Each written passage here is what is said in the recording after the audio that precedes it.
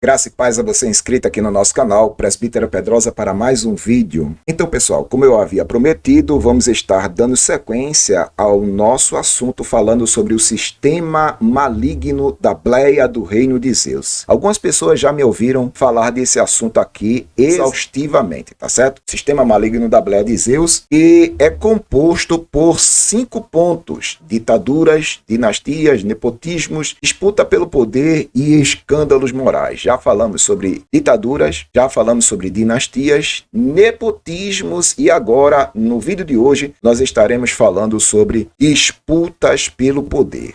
Para nós termos um entendimento claro sobre essa temática dentro do sistema da bleia do reino de Zeus, devemos nos remeter a algumas décadas no passado para entendermos melhor o que aconteceu. Praticamente em meados de 1930, quando surgiram ali as primeiras disputas pelo poder com um discípulo de Gunnar Wingren, o Paulo Leivas Macalão, tá certo? E, consequentemente, a origem do Ministério de Madureira. Eu vou deixar vocês com a voz apologética comentando a história dessas divisões assembleanas, dessas disputas pelo poder. Ela vai passar um contexto histórico para que você entenda como começou as disputas pelo poder dentro do sistema da bleia do reino de Zeus.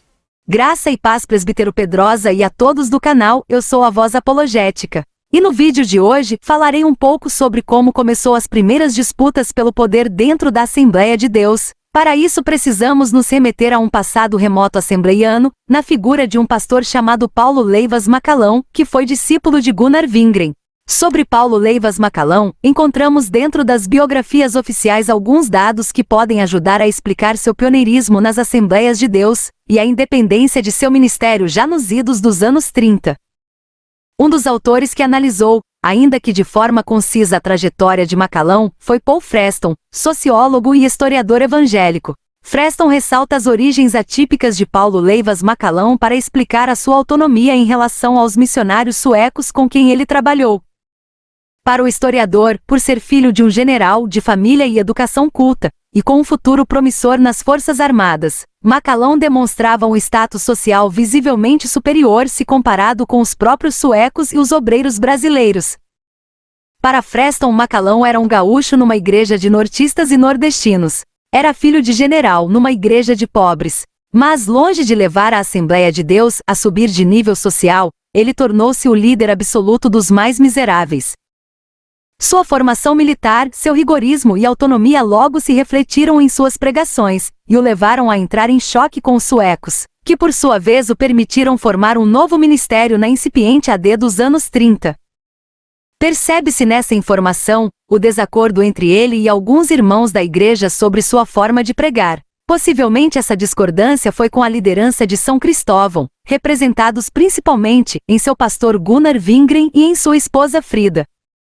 Paulo Leivas Macalão, além de ser um dos primeiros membros da igreja, foi também o formador da primeira banda de música da congregação e secretário de Wingren.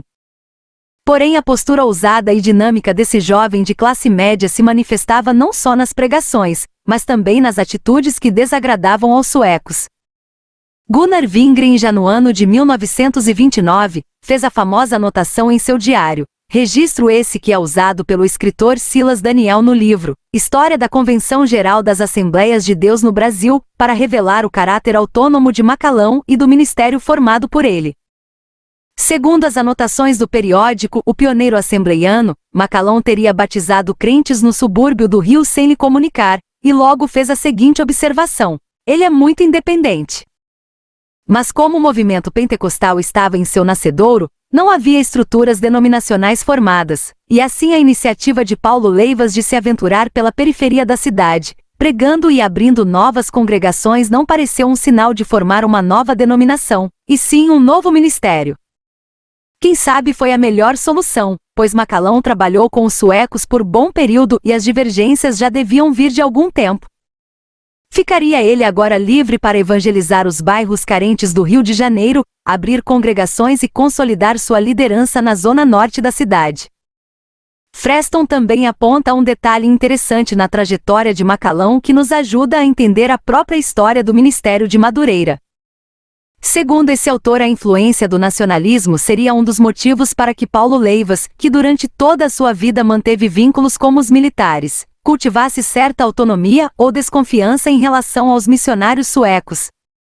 Afinal, esse mesmo sentimento nacionalista levou em 1930 os pastores brasileiros a reivindicarem a liderança das principais igrejas no país, deslocando os suecos para a região sul. Outra observação importante feita pelo escritor Silas Daniel é o fato das igrejas lideradas por Paulo Leivas Macalão serem mais rígidas em relação a usos e costumes dos que as subordinadas aos suecos, gerando desde os primórdios a distinção Madureira e Missão, para identificar os respectivos ministérios.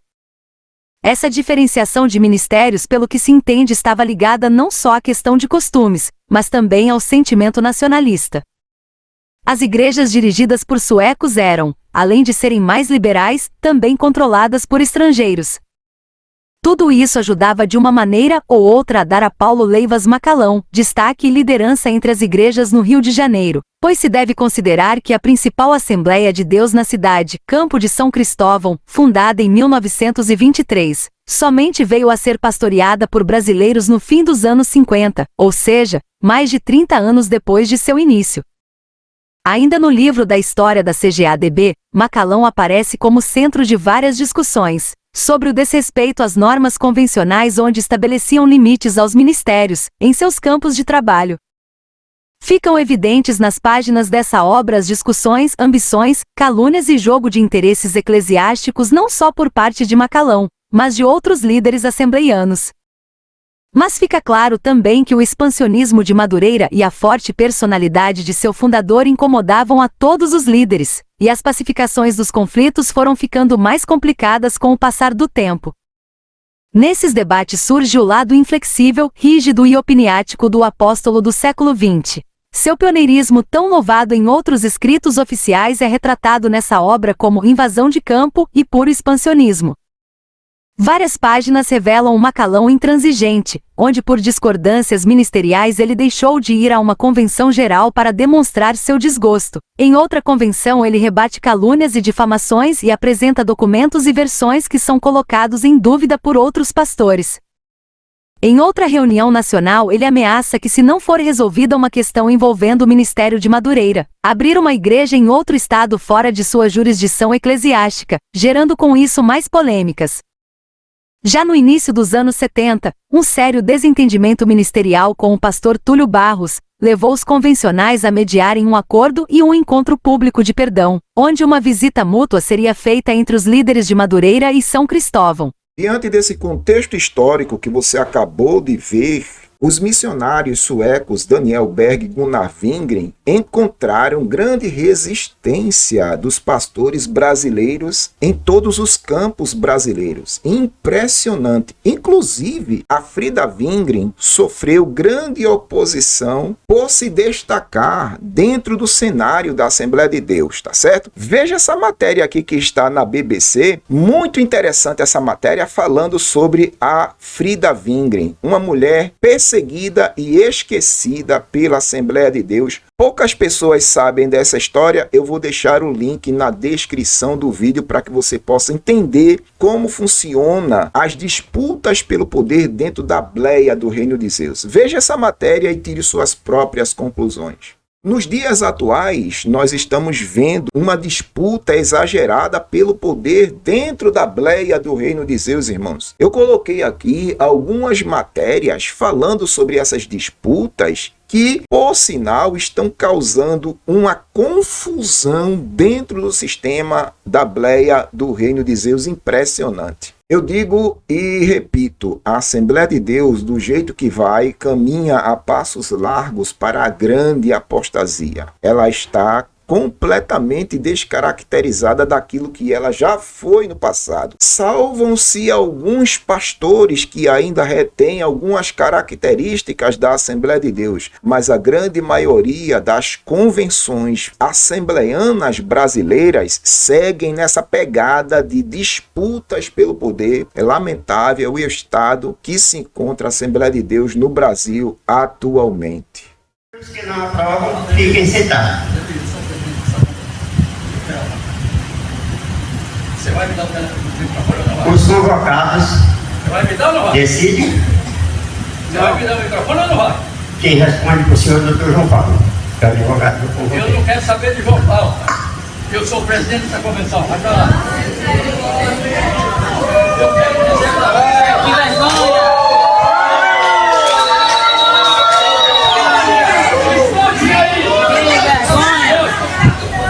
Que vergonha! Que vergonha! O Seta tá aqui! Que vergonha! O Seta não tá aqui! Nós não aceitamos esse negócio aí. Eu não sei! Nós não aceitamos esse barraco. Um movimento que não existe! Por isso eu não vou aceitar!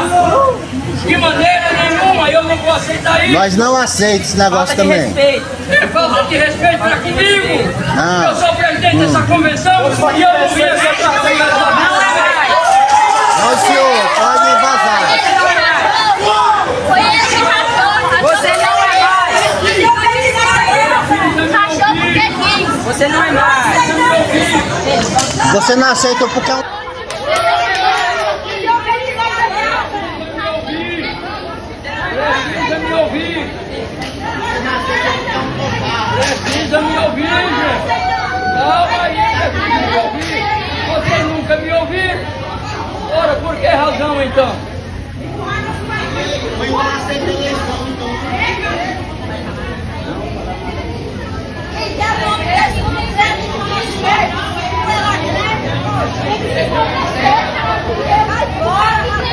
É do certo essa igreja! Que vergonha! Essa igreja não vai sair do certo, não!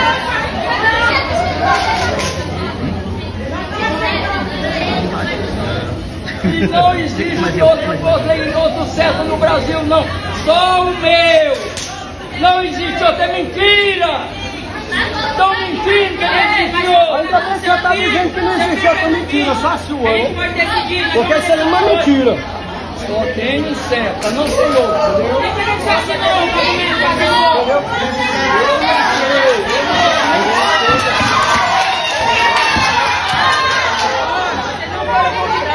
Por que que rachou? Mas eu vi que essa Assembleia de Deus pertence ao certo. Não, a igreja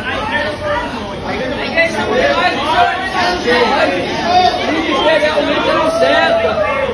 Procura a documentação. Primeiro, você está errado, foi falta de educação. O senhor tomou o microfone do pastor presente que ainda estava falando.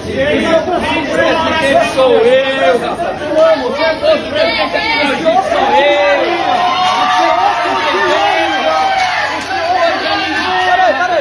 Peraí. O senhor continuaria. O senhor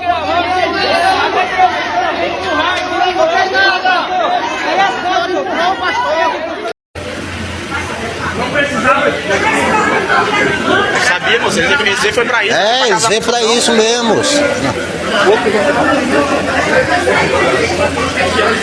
Os caras brigando por causa de dinheiro, rapaz. Vagabundo desse.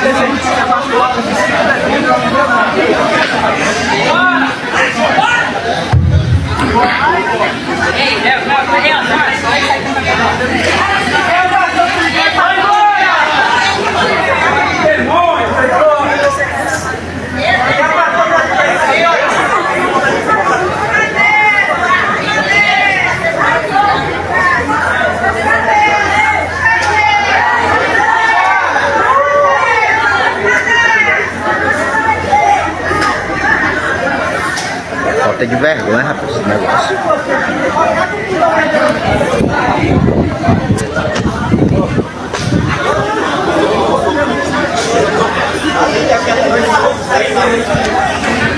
Foi.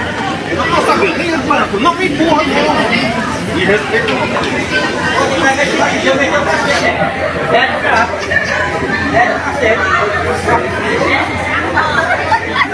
Gravou?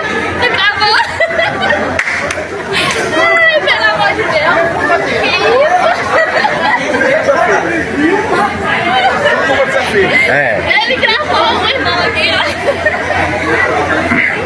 falta de vergonha, rapaz. Uma coisa que era pra ser politicamente Moça, eu sabia que aconteceu alguma coisa. Voltem a atenção para cá. Me parece que eu não tinha terminado de ler a ata. Ou não precisa? Não, precisa não. Pode faltar logo. Os que aprovam que fiquem em pé.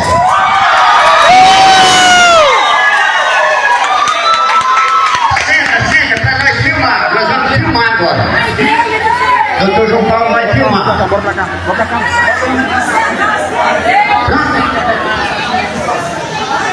Tendo lido a ata e sendo compreendida, eu quero pedir os que aprovam a adesão para a Confradespa que fiquem em pé. Muito obrigado. Deus continue abençoando vocês.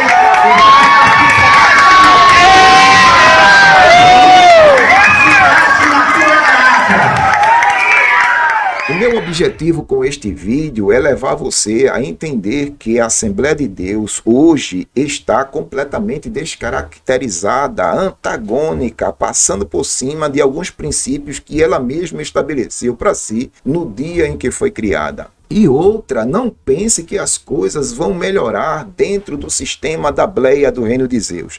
Do jeito que vai, as coisas só tendem a piorar. Então, só para concluir, esse quarto ponto chamado disputas pelo poder dentro da bleia do reino de Zeus é uma realidade incontestável que não se pode negar. Muitas pessoas estão passando por cima de seus irmãos simplesmente pelo objetivo de galgar as melhores posições dentro do sistema da bleia do reino de Zeus. Mas e você? O que você acha disso tudo? Você concorda, discorda do meu posicionamento e de tudo que eu postei na matéria? Você acha que de fato existe disputa pelo poder dentro da bleia do reino de Zeus? Deixa aí um comentário sobre este assunto. Eu gostaria de saber a sua opinião. Não se esqueça de assistir os outros episódios sobre esta série. O link eu vou deixar aqui no card para você acompanhar. Uma vez mais eu lhe agradeço. Presbítero Pedrosa, canal A Voz Apologética, um canal em defesa do Evangelho da graça de Deus em Cristo Jesus, o nosso Senhor. Deus abençoe e até a próxima.